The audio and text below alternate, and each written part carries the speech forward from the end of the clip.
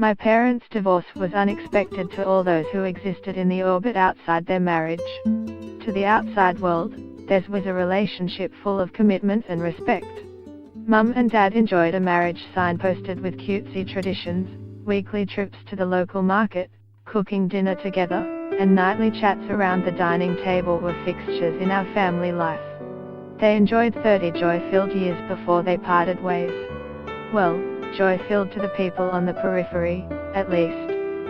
For the two people inside that marriage, there was one issue that was carving out a hole. Day by day, week by week, the rotting of their union spread from the middle. Like poison, it branched out from the core to the extremities until the whole thing became a cesspit of tension and discontentment. Only then did my siblings and I learn that my parents' marriage was a hollow facade, a shell of children and nostalgia and not much else. By the time Mum and Dad announced their surprise split, my sisters and I were adults, on the cusp of leaving home for the thrills of travel and career. We sat around the living room, shell-shocked that our father was beating us to the chase. I'll never forget what my mother said mere minutes after my dad walked out. Do any of you know where the passwords to our bank accounts are? I don't know how to get into them. At the time I thought that, perhaps, Mum had a bad memory. Too many bank accounts, too little time to remember all the lengthy usernames and passcodes, right? Wrong. My mother had gone decades without knowing how much money they had.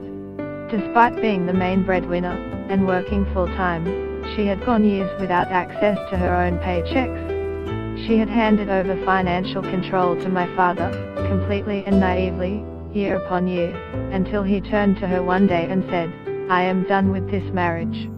Why? Because she simply took no interest in what her money was going towards. She believed my father understood matters of finance better than she ever could. What was I supposed to do? She asked us when we looked at her incredulously. Your father was always better with money than me. It was as if money was a foreign language akin to Mandarin, something my mother was inherently incapable of translating. She had, slowly, morphed into a constant state of hopelessness and helplessness.